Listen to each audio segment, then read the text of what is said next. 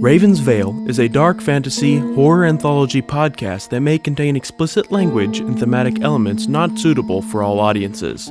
Listener discretion is advised. Welcome to Raven's Veil, a dark fantasy Southern Gothic horror anthology podcast set in the shadowy world of the Deep South. A convergent reality situated around what most of humanity has accepted as the truth. Obscured from human eyes, Raven's Veil is a mystical sanctuary intended to preserve the existence of its immortal inhabitants. The Macquarie, commonly referred to as witches, have been hunted since before written history. The witches of the Highlands fled persecution to a new land that would come to be known as Appalachia. In these parts, you should always be leery of the things that scare witches. The veil is thin tonight, family. Let's see what darkness lies beyond.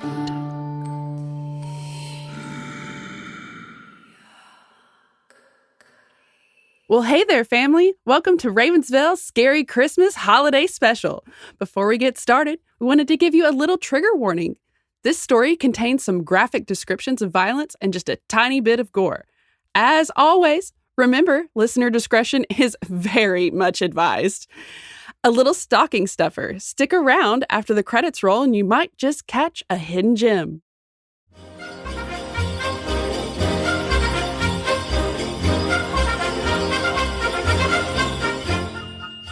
Well, hey there, family.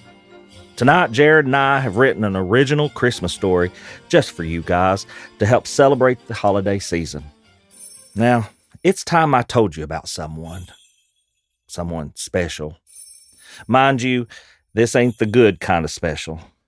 You young'uns are about that age where you begin to question traditions, and in many ways, that's a good thing. But tonight, I'm going to tell you about why you should follow some of them. Now, simmer down. I ain't trying to lecture nobody, but I'm going to explain some things to you. Normally, this time of year is about those warm and fuzzy kind of stories where the heart of men overcome the cruelty and indignity of winter. This ain't that kind of story. Make sure you drink your cocoa now, 'cause it'll warm you. You adults, just keep drinking whatever you're drinking. Sugar enough in that, I'm sure. I've told many stories, so I know where to start. Let's start at the beginning.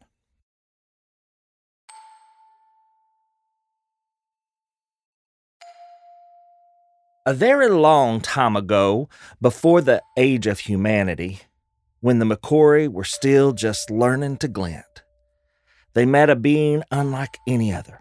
Most would describe it as masculine. With sharp features, thin but broad shoulders, taller than most, but still not taller than some, and a tenor voice that resembled that of a young man, perhaps in his late teens. But it ain't no human, nor Macquarie. And there are, as anyone knows, no other like it. So it ain't male. We like to call it a he, but it has no reason to conform to that description, and it can use that to fool you. As these early Macquarie met with the creature, it had no name, because at that time there were few who could speak to it, and the ones that did don't need a mouth or a name to address it. But the Macquarie asked for a name, as was proper, and so it thought about a name, and it chose Frost. A name it still wears today. Weeks turned into months, and for some time, Frost watched as the Macquarie went about their lives. As the seasons changed and the cold gathered in the air, the Macquarie began to create the earliest warmth spells and changed the clothes they wore for heavier furs.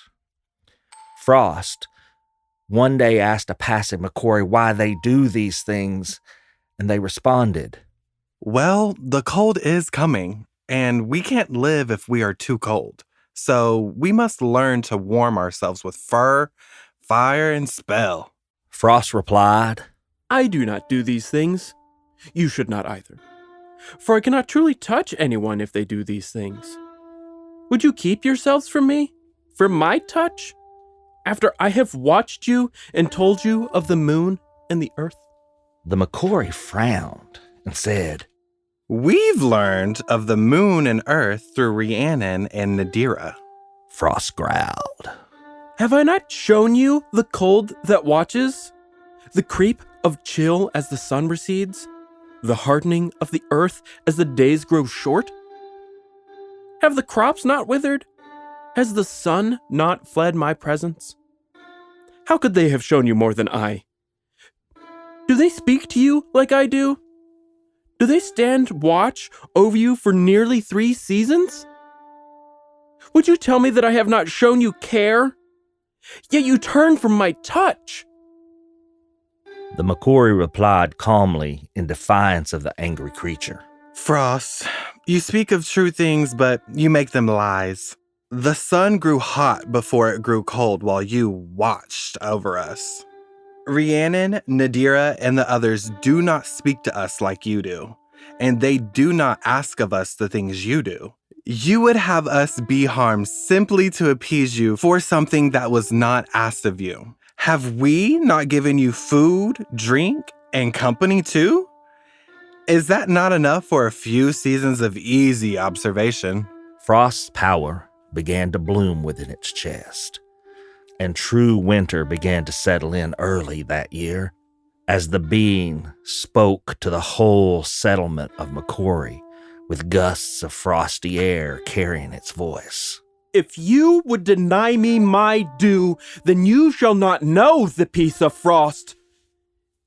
In all the nights and through all of the slow falls, long winters and short springs, you will face the bitter cold and lonely quiet dark, and remember the day that you spurned frost.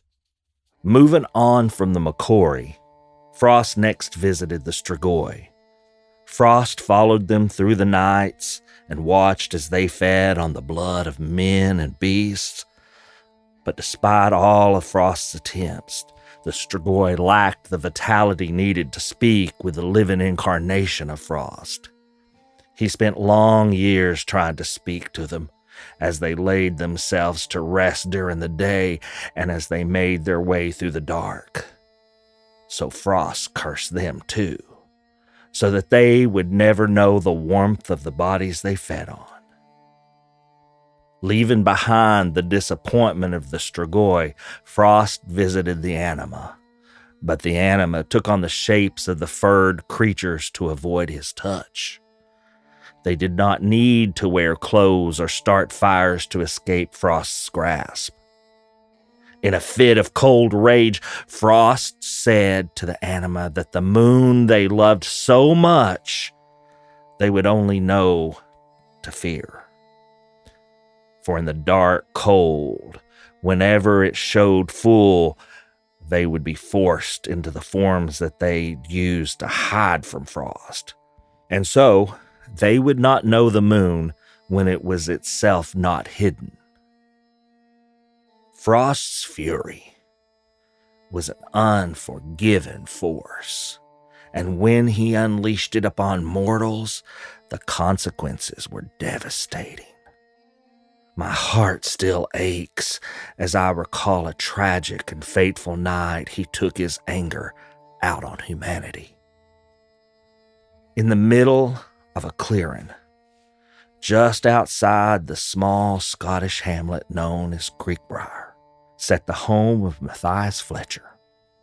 Matthias lived a quiet life with his wife Lydia and his daughter Sarah as parson for his small congregation.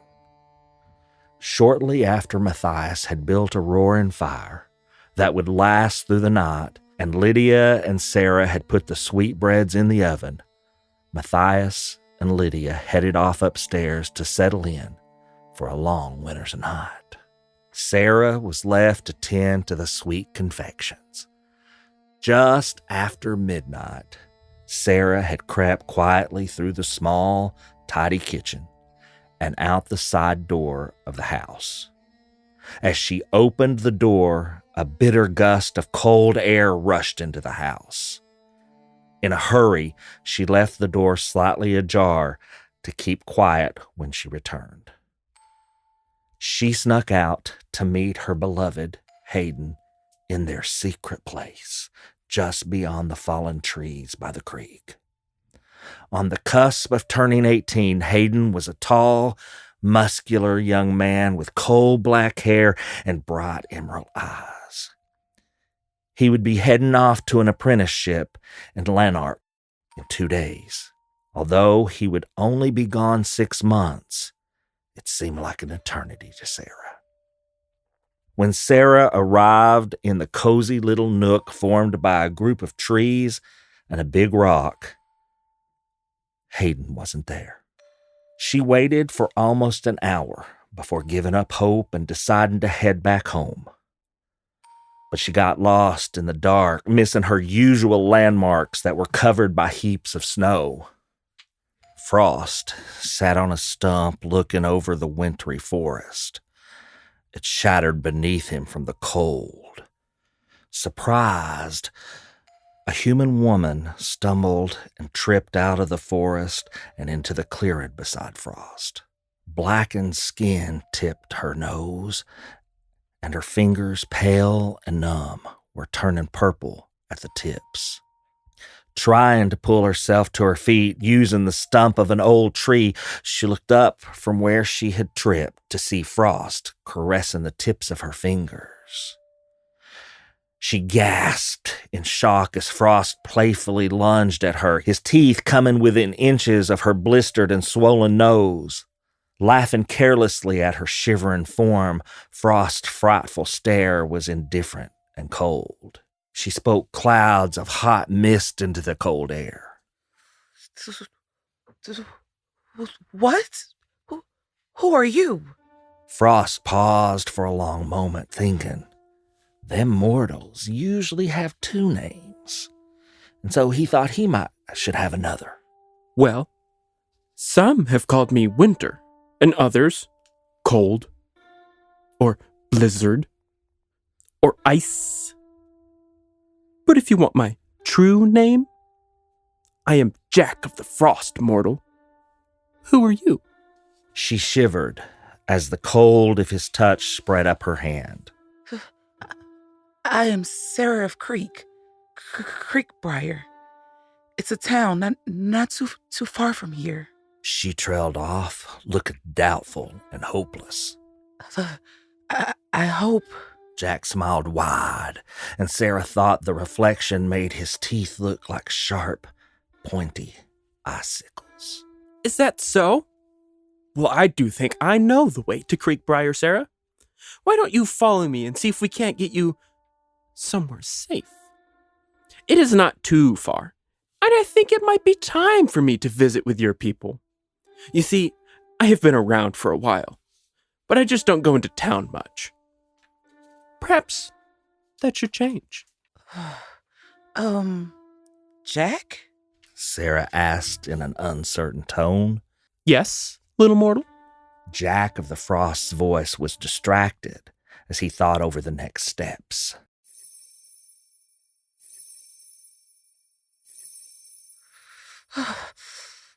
Do you hear that? I think it may be sleigh bells. Maybe my parents have come to find me. Sarah asked hopefully. Looking around, Jack Frost had disappeared. A gust of bitter cold wind blew a torrent of snow into the darkness of the forest. The crisp, jingling sound of the bells, cheerful and festive, resonated as it passed overhead, and Sarah saw a shape move through the clouds. When the sound was gone and the silence returned, she made her way back to the road. Jack spoke from behind her. That man never leaves me be. I will have to move again. But Sarra, thank you. I think I will always remember you. You'll want to go left now. Your father's house is to the right, but I think you left the door open and something might have happened there. You'll want to go directly and see the constable in town about it.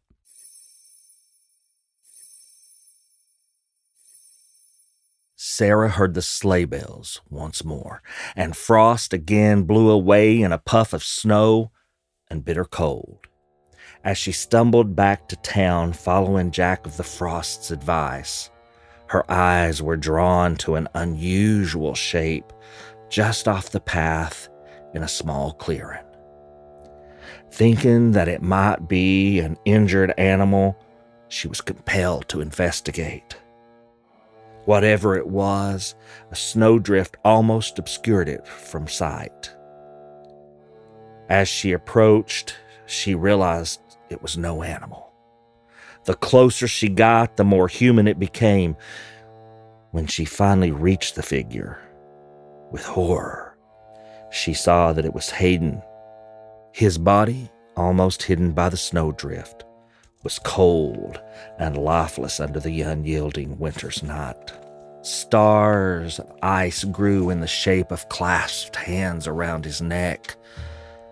Hayden's eyes seemed to have burst from the inside with little spikes of ice. His fingernails were broken and bloody where they were still attached. Bits of his bone poked through the blackened fingertips.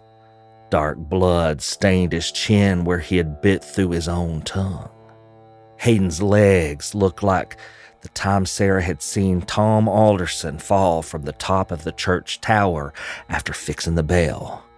Bones jutted out from his once muscular frame.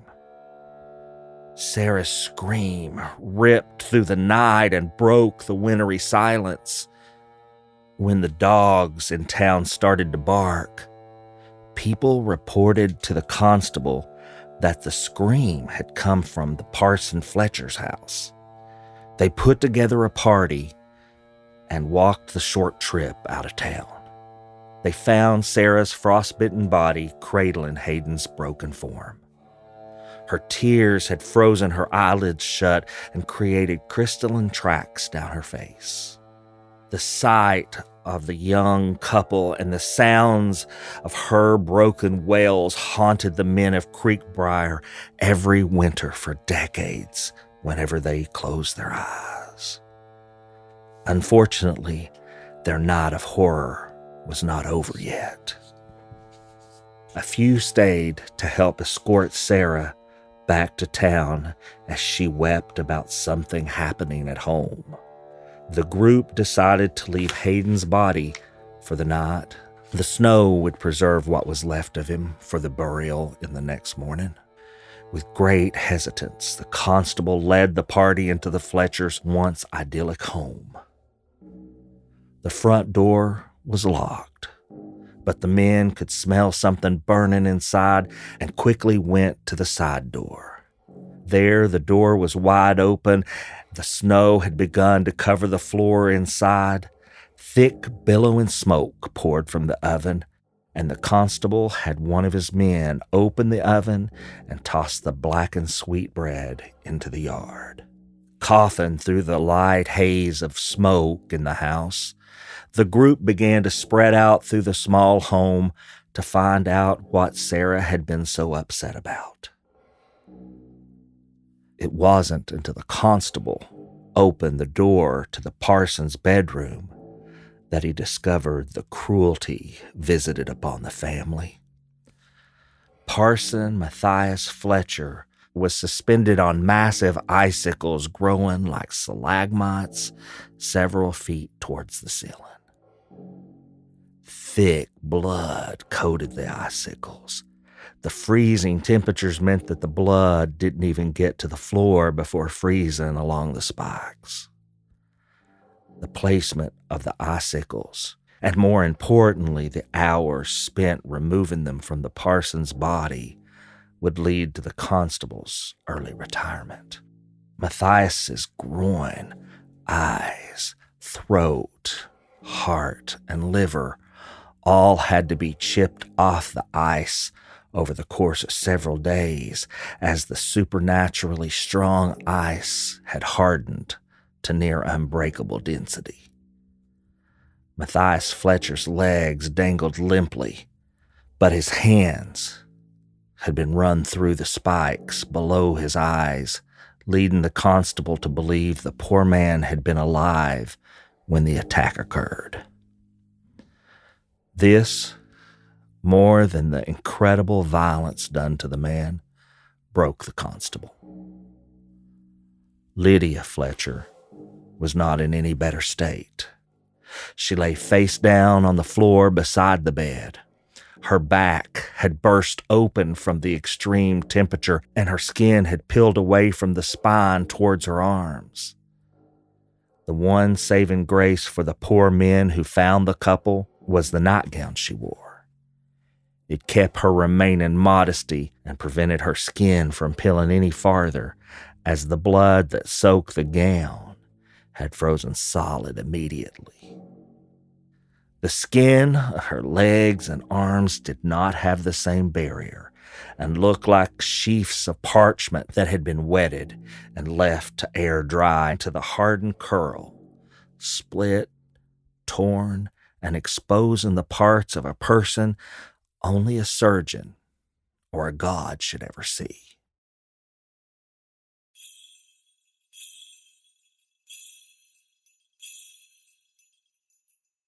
When Jack of the Frost gathered himself back together, he stood atop a mountain that did not yet have a name. He looked out at the lands below him and found people were starting to settle there. These people were new to the land, coming from the eastern oceans, sailing for harrowing months across the ocean in a desperate struggle to find a place of their own. Here, he would do the same, and with so much forest and mountains that St. Nicholas of Bari couldn't hunt him down so easily. Jack of the Frost had found himself a people who could be his, looking for something new, cold hearts willing to suffer the privations of winter for what they wanted. On the other hand, the Macquarie had built a settlement here long ago, but he could make that an advantage as well. And of all the ancients, Serifax was unlikely to care or even notice that Jack of the Frost had settled above him. Their domains did not cross, and much would have to happen to create a conflict between the ancients of the seasons and the ancients of the lands. Jack further considered that here, in this new land, the people would lack sweets to keep out the bitter cold, and they likely couldn't afford to spend time making sleigh bells to stave off the quiet. There was nothing to be done about the fire, though. All the mortals had been on that path for far too long. So, children, we must be wary of Jack of the Frost. Unlike other ancients, his name is used often by mortals, so he's unlikely to notice us saying his name.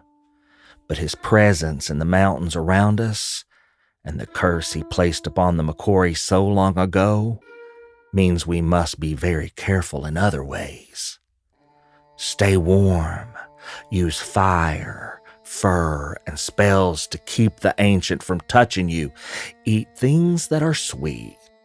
Their sweetness staves off the bitter cold that he cursed upon us. And never travel at night in the cold without sleigh bells. The sound breaks the quiet of the dark and carries the chance Jack of the Frost might mistake us for his enemy, St. Nicholas. Sarah laid in the dark, agony racing through her heart. The Millers had taken her in. James Miller was her father's closest friend and been there when they found her parents. Loneliness, fear, and pain making a potent mixture for a Christmas gift. Sarah's face burned where the warmth tried to spread to her nose. Her fingers felt like she had dipped them into molten glass, and her sorrow rolled in her chest. Her eyes wanted to close, but she was terrified that she would see poor Hayden. So she kept them open and let the fiery tears keep them wet. It was hours after the constable had come back to tell her she was all alone in the world when she heard a sound break the solemn winter night. She tried to scream again, thinking that whatever had killed her beloved and family might be trying to come back. But her throat seized from the hours of screaming and sobbing.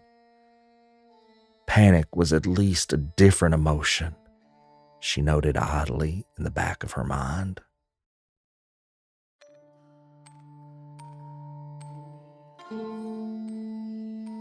The Ravensvale podcast is a production of Small Raven Media.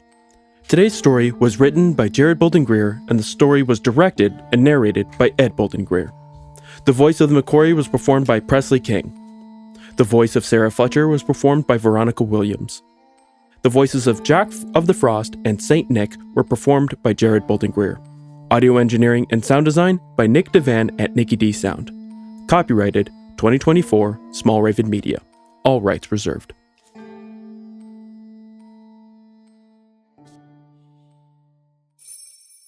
Epilogue. Soon, the tinkle and jingle of bells broke through her terror, and she thought of that shape that raced overhead earlier. Then the bells stopped. She waited, terrified, alone, and in excruciating agony, knowing she couldn't call out for help, even if she needed to.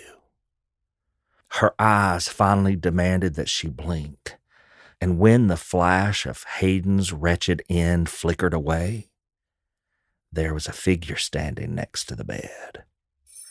A tall man with a curly white beard stood beside her, looking down with pity and regret plain on his face.